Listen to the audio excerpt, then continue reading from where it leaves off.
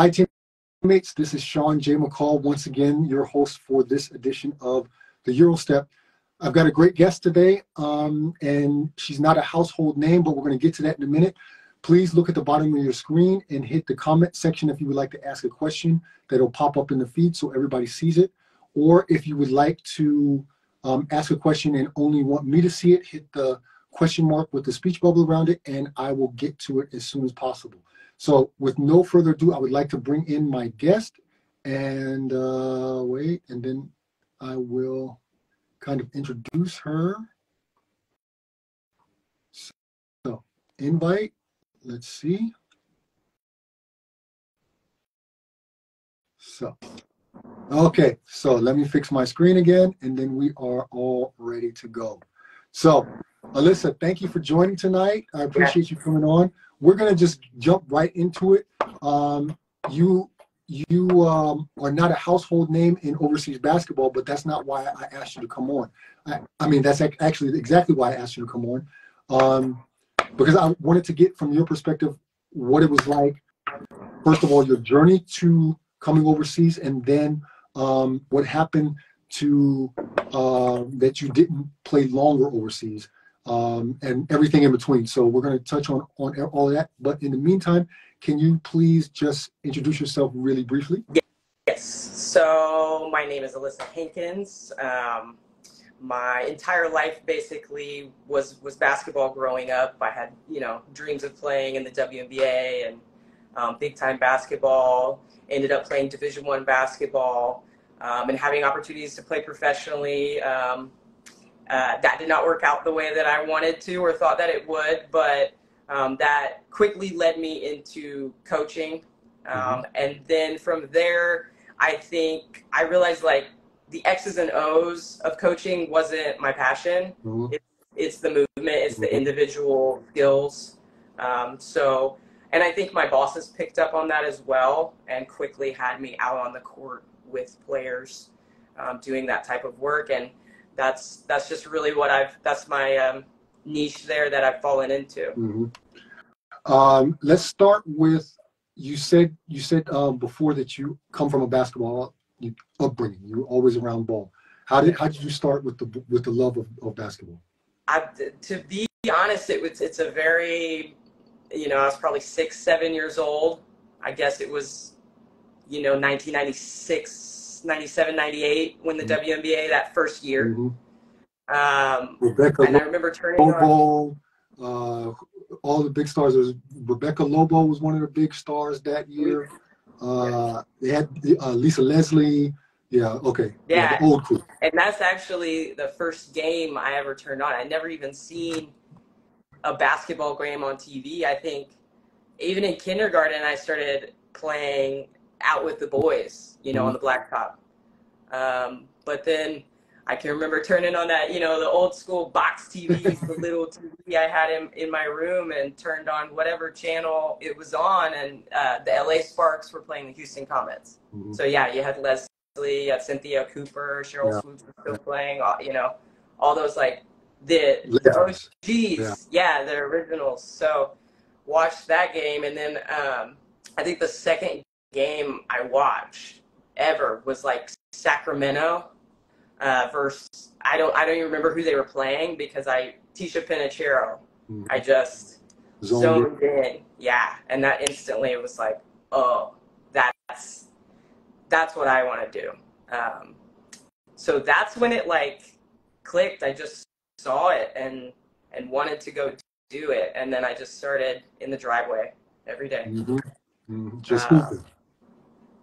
Just hooping. You got brothers and sisters? No. I have 2 half-sisters, but I did not grow up with them. So, I was out there by myself for the most part. My sister, I do have 2 sisters that are 9 years younger than me. So, so it's usually those kids that are out there by themselves that develop that drive, that will, because they're out there by themselves. They don't have people rebounding in. So if you're going to be out there by yourself and you don't have no rebounder, you definitely want to be out there, right? Yeah, you want to make all your shots, and you're just running back and forth. Especially when that ball comes out of the net, it hits the bottom of that goal and shoots down the street, 50 feet and you're chasing it, you come back, same shot, miss. Ah, okay. But I think, you know, it builds toughness, it builds character. And you learn how to work, you learn how to like really work on something, you know? It's not going to be perfect, but reps. So I think that was just automatically built into me from 6, 7 years old. That's dope. Yeah. So let's jump ahead to high school. Yeah. You ended up going D1. What college did you go to, and how did you end up there? Well, so I mean that's a long story too, and I think that's that time. Yeah. So I was heavily recruited out of high school. I would say I was heavily recruited mid-major wise, Division I. You know, also the Division II, the local schools around here, the NAIAs, the D2s. I knew all the coaches. We all had a rapport. I think they knew that I probably wasn't going to end up there, but you know, I wanted to go play in the Big 12. I wanted to be on that stage. Right. So while I had, you know, probably about 11 mid-major offers out of high school, I didn't like them. They didn't give me that feeling that I was to you. chasing. Yeah. Well, and when I turned on and would actually see women's basketball on TV, it was the Big 12. It was the Big 10. It was, you know, the Pac-10 back then, Pac-12 now. Yeah. You know, or it was Tennessee and UConn. So it was like that kind of dream. So I went to a lot of the elite camps, like Texas Tech elite, Oklahoma State elite camps, because those schools had shown interest, but weren't ready to offer me. I think, and that's where this like long story comes in. I needed that time to develop. I was highly skilled, but I'm 5'3". I think maybe I was listed at 5'5" or 5'6" at the time. But I'm 5'3". I'm small, I'm quick, but at the time I still didn't know how to use my body effectively.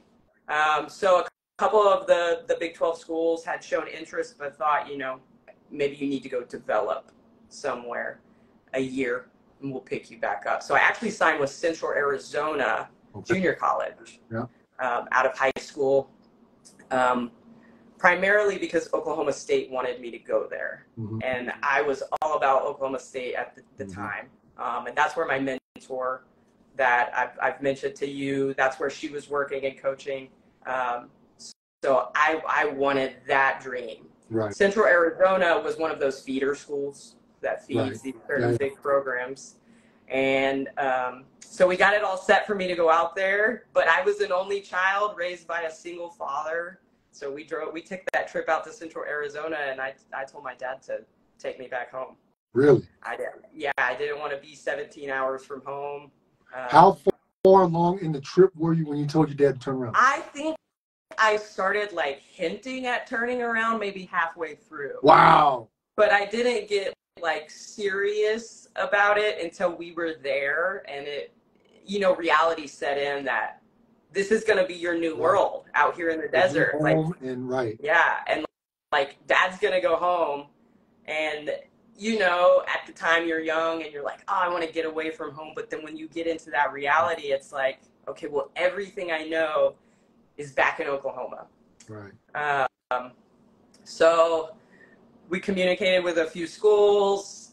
You know, no, I'm not letting you off the hook that easy. So what did your dad say when you say, hey, Dad, it's halfway through, but I don't know if I can say what he said. You know, I think he was a little bit shocked, and I think that put a lot of stress on him as well. Like, do I tell my kid, like, no, like, you've signed here, like, you have to go do this, or do I say, okay, we're going back home? You know, he wanted me back there anyways, like, so, but also it was just like we were going through these conversations. And not only were me and him going through these conversations, we were going through these conversations with the schools that were involved. And so I've got multiple head coaches saying, like, what are you doing? Mm-hmm. Why would you do this? I will say multiple coaches told me I was going to regret that decision for the rest of my life, which I think is a really aggressive thing to say. To an 18-year-old. Right? Yeah, to an 18-year-old. So I kind of let that, roll off my back. But it was a tough time for me because I had made that decision halfway through my senior year. Mm-hmm. And I was set with it. Like, there was no anxiety about it. There was no... Until you got in the car. Until we got in the car and really... And you were halfway there. Yeah. When I started getting into the desert rather than just, like, the Midwest, I think that's when it hit me. Yeah. So there was many conversations. Stressful conversations. Tears. Yeah. Laughter. And then we finally made that decision to come back. So I still went the junior college route. I could have gone to, Where'd you go? Northern Oklahoma College in Enid. So you stayed close to home then? Yeah, about an hour and a half from home rather than 17 hours. Okay. And the head coach there, Scott Morris, he had not recruited me because I was nowhere on his radar at all. Right. But what is amazing about that is I ended up there. One of my longtime AAU teammates, who was also a Division I level player, who had an ACL type injury, ended up there. A player by the name of Diva Vaughn, one of my most favorite teammates ever, who was supposed to go to the University of Houston, ending up there as well. So, like, we all kind of ended up there, about like 6 or 7 of us that were like Division I level players, just kind of ended up there. Right. And we made history. That was the first time that school had gone to the national tournament. The first time had really seen like that high level of success. Right.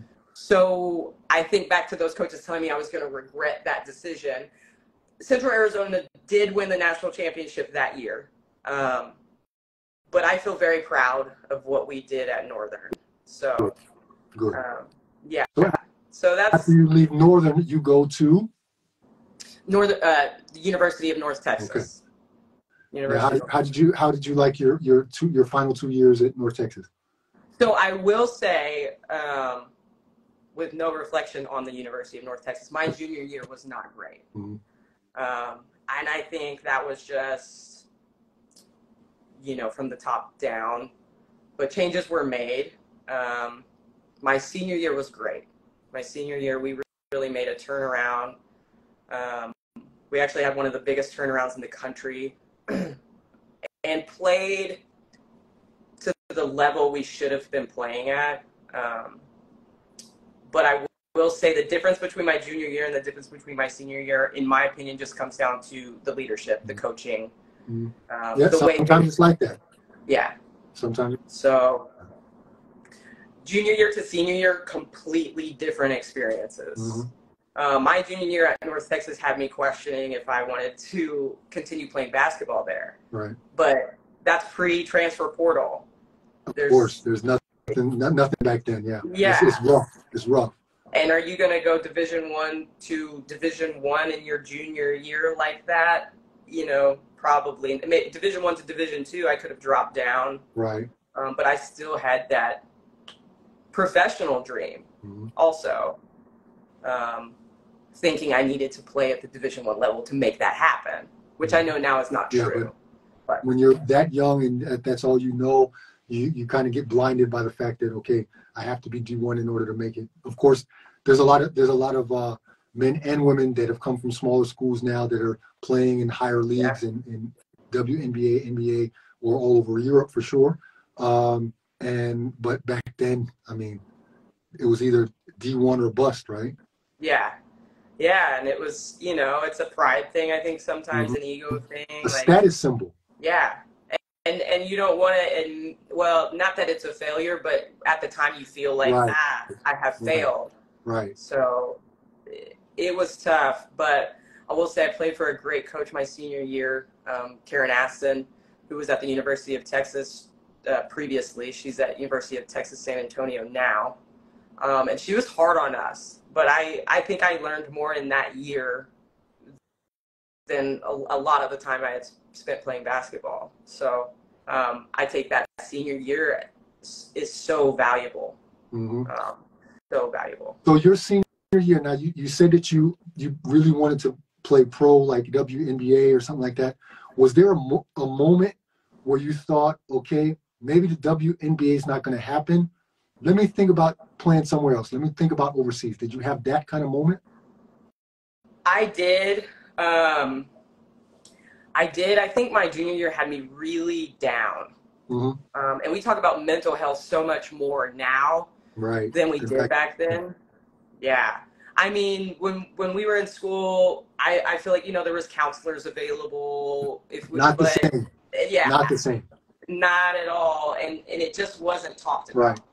But I was like down in the dumps. I mean, I was low, You talk about depression. Like, I think I was in a basketball depression. Like, it wasn't sparking the same joy for me. But when you say things shift that senior year and go, oh, okay, this is how things should be. Everybody's doing what they should be here now. We can make this work. I think I knew the WNBA was going to be tough. There was thoughts in my head when we were playing against certain teams, and I know, there's a player on the other team that might be on a WNBA radar. I want to play well, just in case somebody is here watching. Correct. But I knew that it was going to be far-fetched, and I was probably going to have to work into that kind of opportunity. So when did it switch that you thought maybe overseas might be a viable thing for you?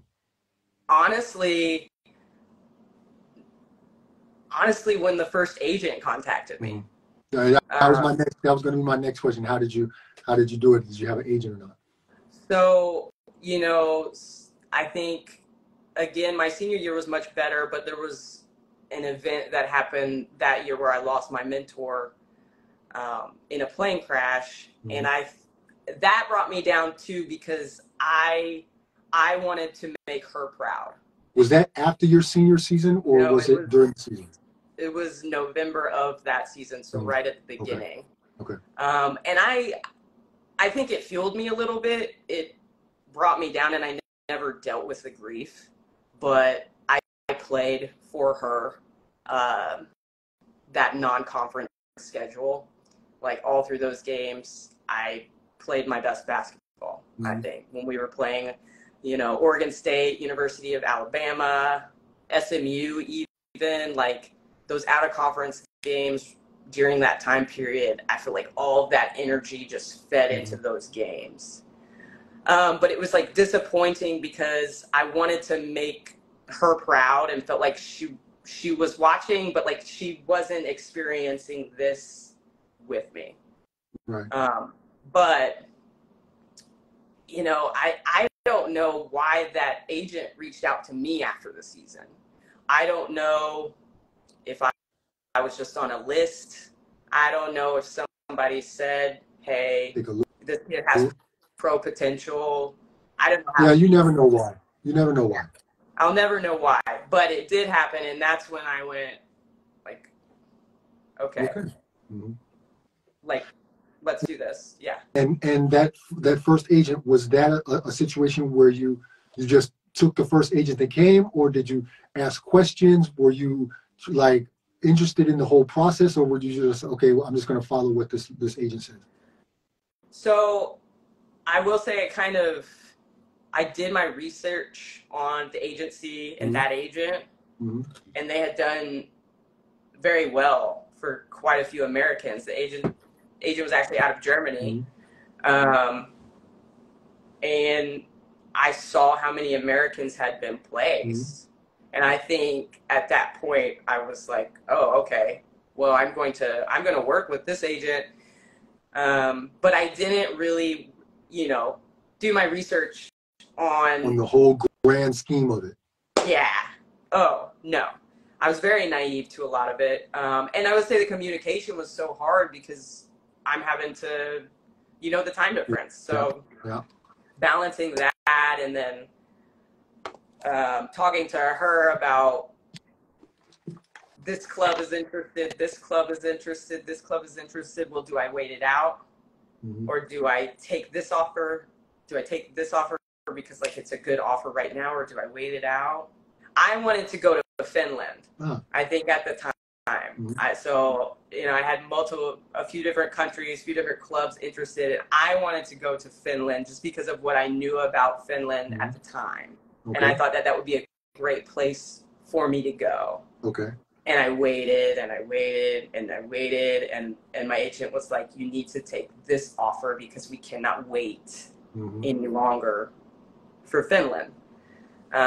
So the offer to the club was out of Romania, and I did a little bit of research on the situation. I did not do enough. I mean, see, that's the thing is what a lot of people don't understand is that if you don't know someone that has been in that situation, it's hard for you to research. Okay, now it's a little bit easier because of the internet. Yeah. Social media, you have a lot of information at your fingertips, but at the same time, you're not going to Google what the market is in Germany, right?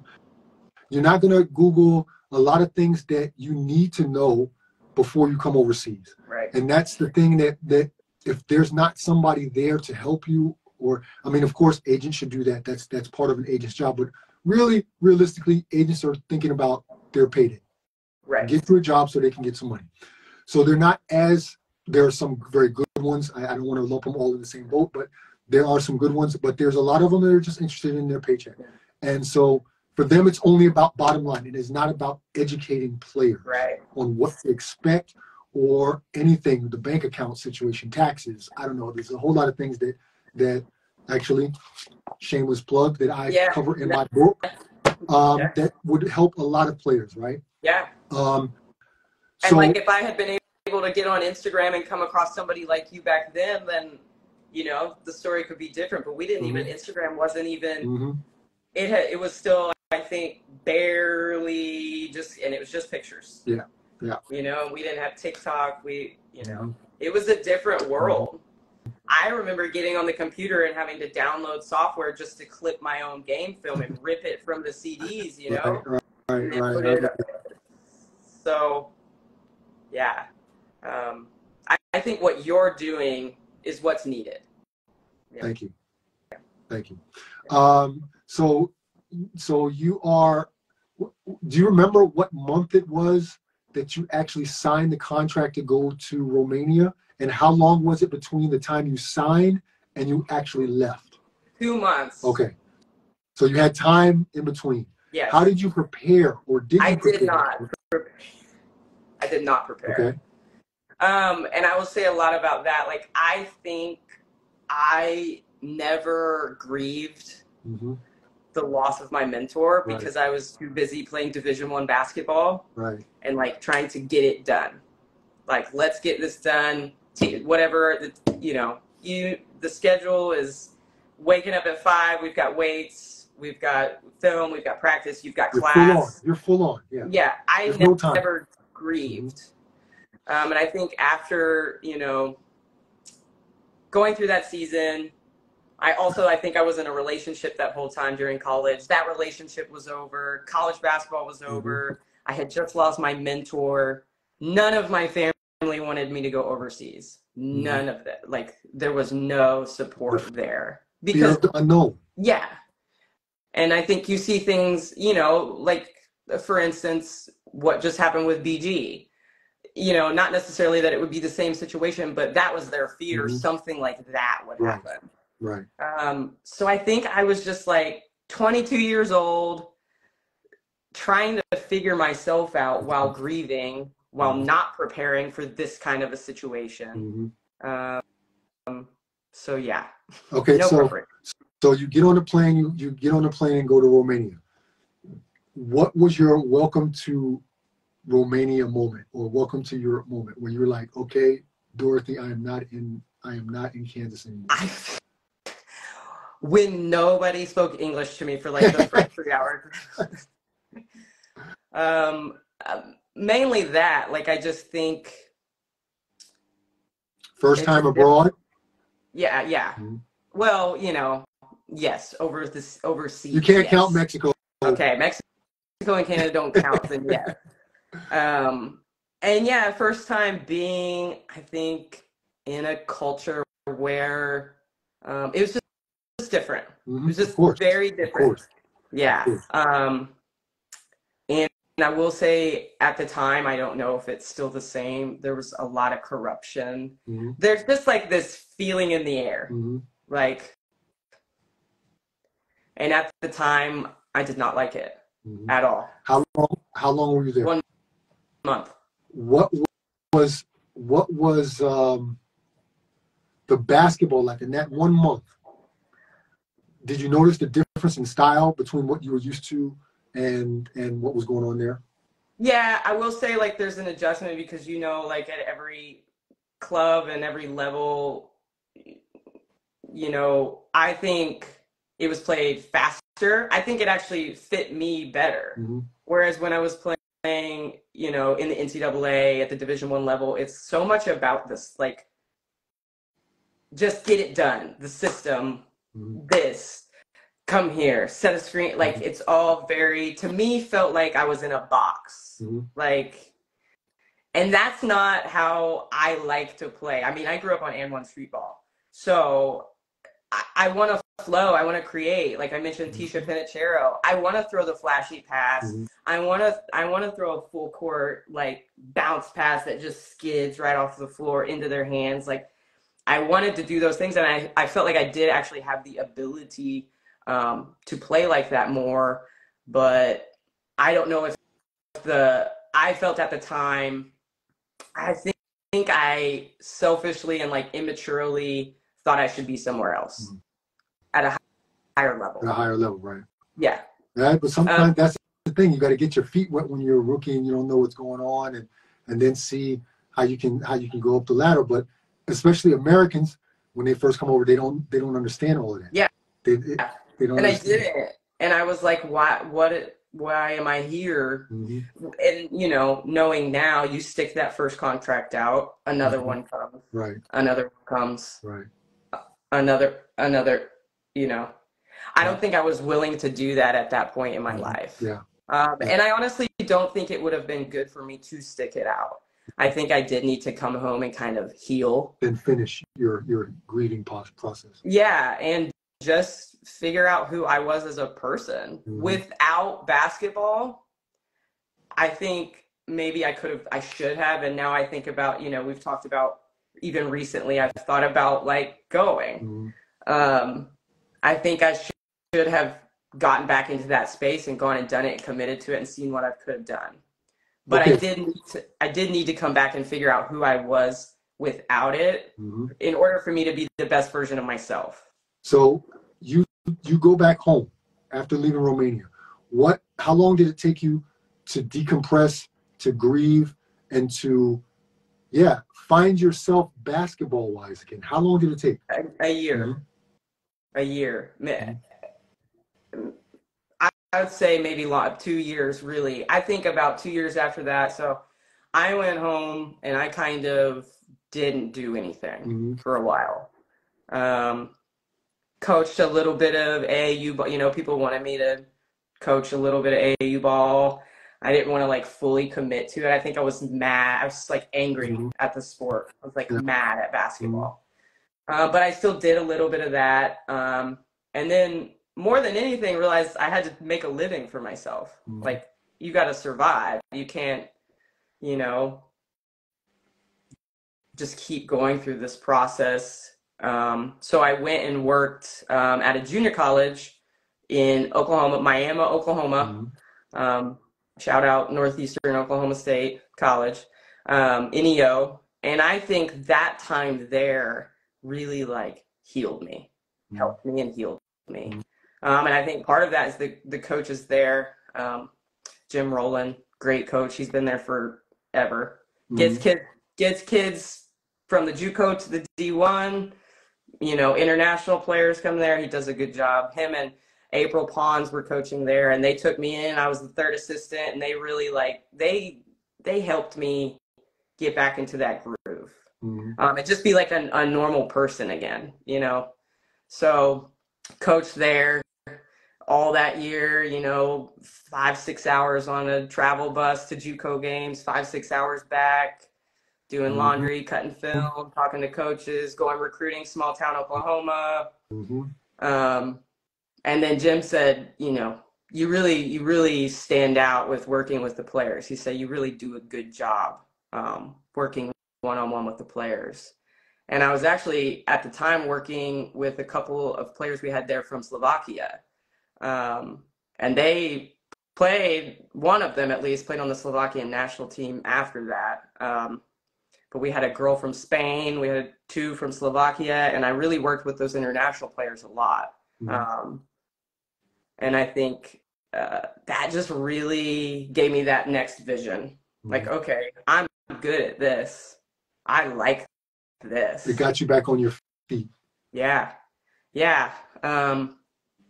And then it kind of gave me that push to say, you know, maybe this is why all of these things played out the way that they've played out. Yeah. That's not the way I would have written the story. That's not the way I would have wanted it to go. But that's the way it had to go. Yeah, that's the way it had to go. Or I wouldn't be who I was today. I wouldn't know the bad, the good. I wouldn't have both perspectives.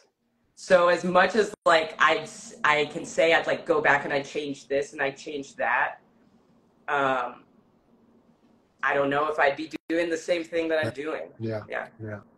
I want to jump ahead before we go. I want to go back actually, but I want to jump ahead because you mentioned it earlier. You thought that's how we came into contact because you thought maybe you might want to get back into it. Yeah. What was the thought process where you thought, okay, maybe this is what I want to do? Now it's a different time. You could reach out to me. You could say, hey, or I reached out to you, I don't know, and say, hey, how do I do this again? How do I get back into it? What was your thought process now thinking, okay, I'm 33, I might want to give it another go? Yeah. Well, I think a lot of that is a little bit of ego. Saying like, I'm at this place now at 33 years old that is so, I don't want to say like I'm still learning every day, but I'm just at this perspective where I'm the smartest I've ever been. I'm not saying I'm the smartest, right? But the basketball intelligence, IQ. right? The efficiency. I understand all of those things well, and I actually still move pretty well at 33 years old. I'm still explosive. I can still handle, I can still score. If you need a bucket, I can go get a bucket and I can create. So I think when I watch some of the leagues now, it just like, I was like, let me try one more time. And also part of that is thinking this business I'm running, you know, let me go play internationally, continue to run my business, and show how that translates, I guess. But then, like you said, at 33 years old, I don't want to rupture an Achilles. I don't want to have this lifelong injury that I have to deal with possibly. That could affect your business as well. That could affect this business long term, just because I felt like I maybe needed to prove something to myself. Well, let's not get into it. I didn't tell you were going to rupture your Achilles. No, but that's my thought process. That's my thought process because, you know, if I go play, I'm going to go play hard. Right. And, you know, I don't want to do something like that. Not saying I would. I'm very, you know, familiar with the body. I would know how to take care of myself the right way. All of those things now. It's just, is it worth the risk? But that's the thing that I get a lot of requests and people ask me all the time. I get it from 40-year-olds. Hey, I want to try it one more time. 38 years old, 35, and a lot of the times it's hard for me to. I never want to crush somebody's dream and say it ain't gonna happen. but at the same time, I have to be real, right? Yeah. You know, I owe it to you if you ask me to give my honest opinion. And the truth is if you've taken a couple years off, it doesn't matter if you finish college or you high school or whatever, or even if you were a pro for a couple years and you take a couple years off, you become an injury risk. Yeah. Because your body is not, no matter, everybody tells me, yeah, I practice all the time, I go lift weight, I go running, I'm balling all the time. But it's a different thing when you're practicing 2 to 3 times a day for your body to go from not doing anything or hardly anything for a stretch 2, 3, 4, 5 years to suddenly 2 times a day practice. Yeah. It's different, and I can't express that enough, and people don't understand unless they've done it. To understand that you can't turn that light switch off and back on. So for those of you that are watching that are maybe a little bit older, it is not impossible. It's just that your way will be different than someone that's 23, 24, just out of college. Yeah. It's not impossible, but the reality is, if I'm a GM, why do I take a 33-year-old when I can get a 23-year-old? Right. You know? Yeah. That's the reality. And I think that's something like me and you talked about, like weighing the options. Right. Like if I'm really as fully into this business and my heart is in helping these kids get to the next level and having some of the things that I didn't have earlier, you know, that's more important to me than your pride. Yeah. Than you trying to prove to yourself that you can still play at 33. Right. Yeah. And I mean, of course, and I know people that are doing, like you said, I mean, there's people in Europe that play till after 40, you know. Hey, I don't know how long you played. Honest to goodness, I stopped at 34. I was smart. No, honest to goodness, one of my very first clients, actually, she was 37. She was 37 when she contacted me. Yeah. And she got a contract at 38. Yeah. Her first pro contract at 38. I know it's possible. I know 100% it's possible. It's just going to be super hard. And like you said, you have to weigh the pluses, the advantages or the disadvantages. If I'm an older player, it's going to take me that much more to get a job, and that job might not be, I could for sure make more at home. Yeah. So is it really worth my time to invest in putting everything into playing overseas for 1 or 2 years? Maybe. Right. Yeah. If you're lucky, if you're lucky, you know, so everybody has to judge that for themselves. What I try to do is I try to play devil's advocate for sure and say, hey, this is the reality. Yeah. But at the same time, say, if that's the way you want to go, it's going to take a shitload of work, but I'm going to help you. I'm going to go with you. If that's the way you want to go, I'm going to help you. Yeah. So that's, I really appreciated the fact that when you and I talked, you really understood that I wasn't trying to squash your dream. Yeah, no. But I saw, and this was part of the reason why I wanted to have you on as well. I saw in you the passion that you're providing, and now we'll jump over to what you're doing business-wise. But I could see the passion that you're providing to youth, to those who you are working with.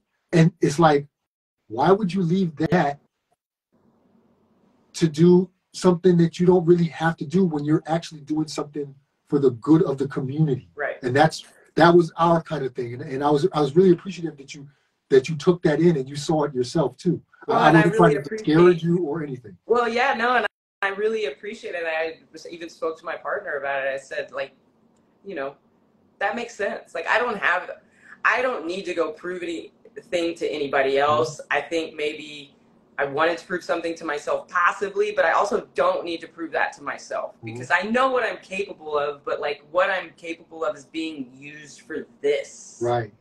For this. Right. And, you know, I've mentioned my mentor how many times in this little talk, like she saw that in me. Before you did. I want to be that for these kids. Right. And that's a dope thing. That elevated me. That elevated me. I thought, oh, I'm here. But just that little faith and taking me under her wing, I was like, no, I'm here. I'm here. I can go do whatever I want to do. And I want these kids to know that, you know, not everybody can go do it. But if you want to do it, if you really want to do it, you can. But you're going to have to work. You got to put in that Sure. time, that effort, that work. You're going to have to sacrifice, you know. Yeah. And you're going to have to work differently than other people work. Yeah. And you're going to have to sacrifice Yeah. differently than other people work. Yeah.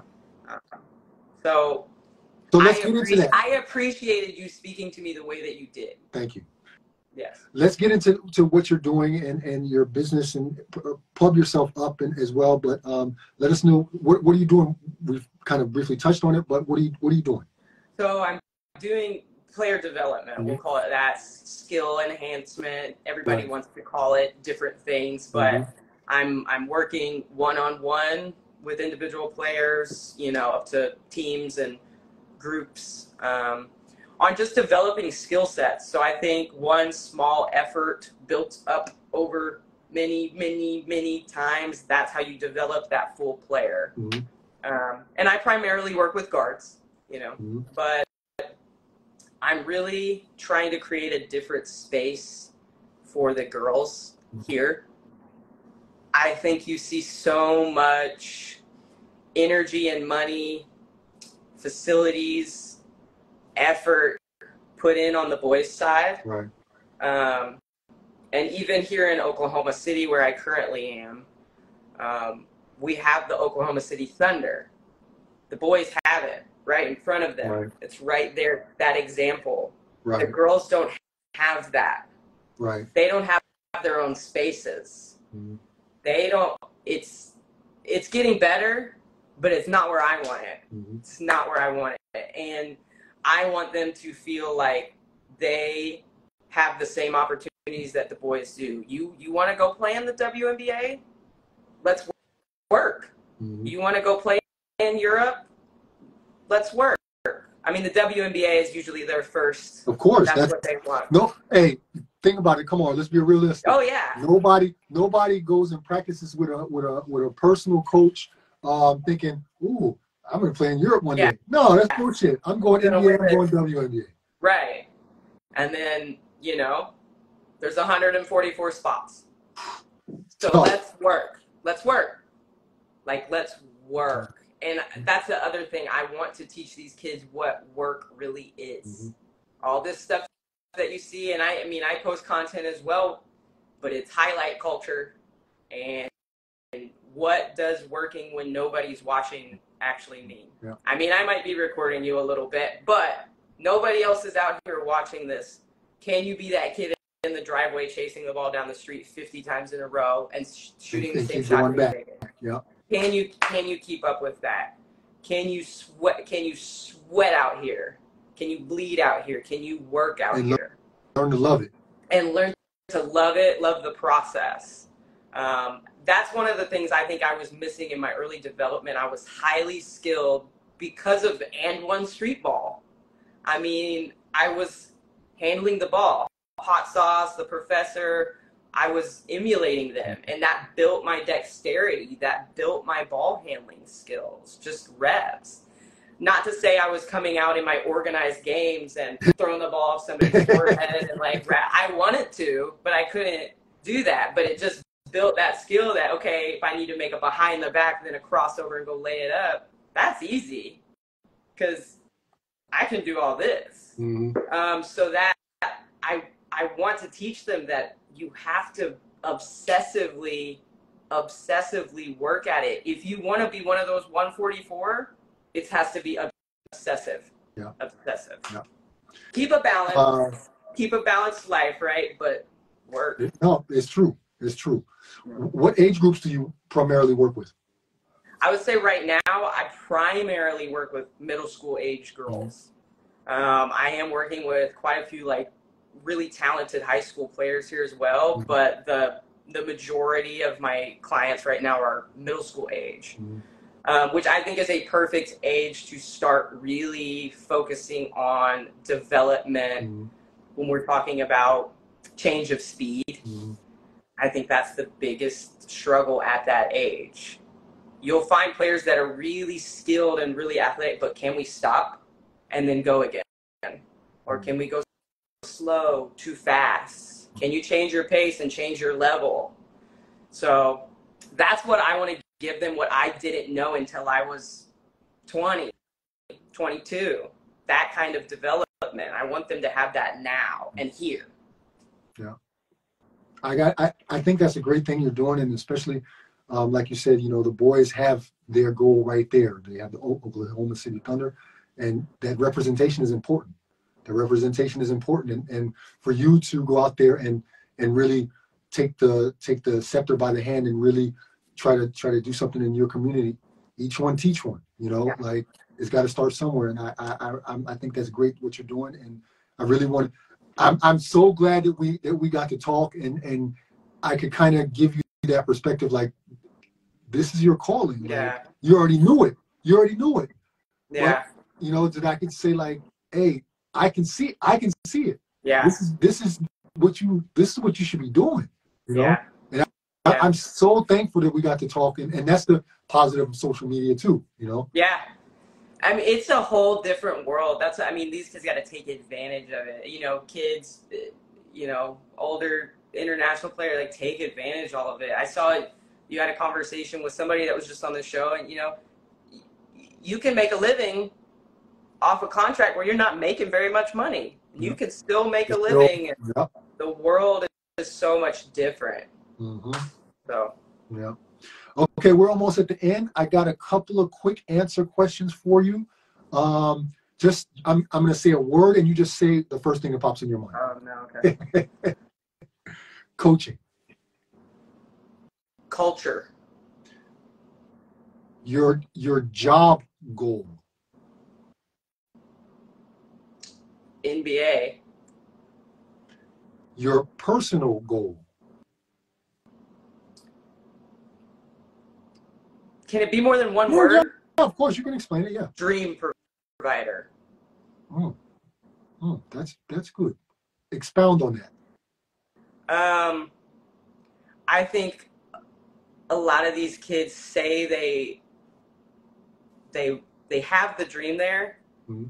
They don't know the steps to get there. And I feel like if I can fill in that gap, they have the potential to do it. If I can just fill in that gap, they can go grab it. So you need to put that on the business card. That needs to be your motto, because that's a really good answer.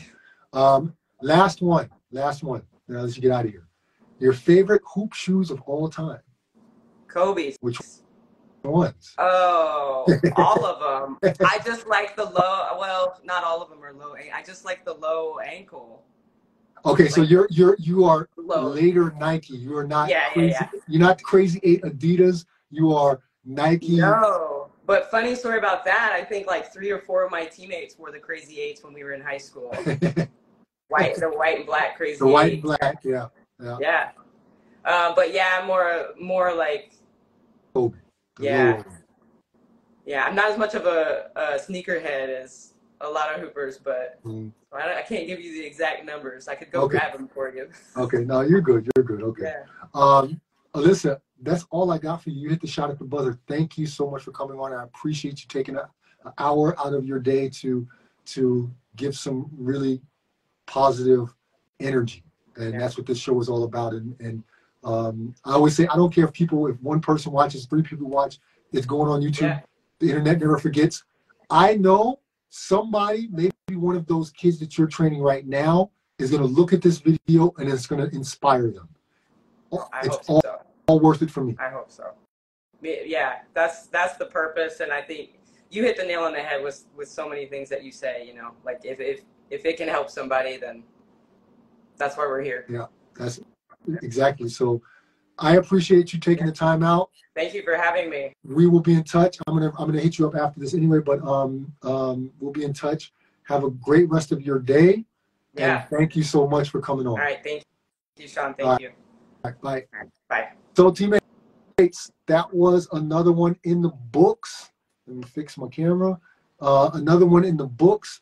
I like to have variety on my show, and it's my show. I can do what the hell I want, right?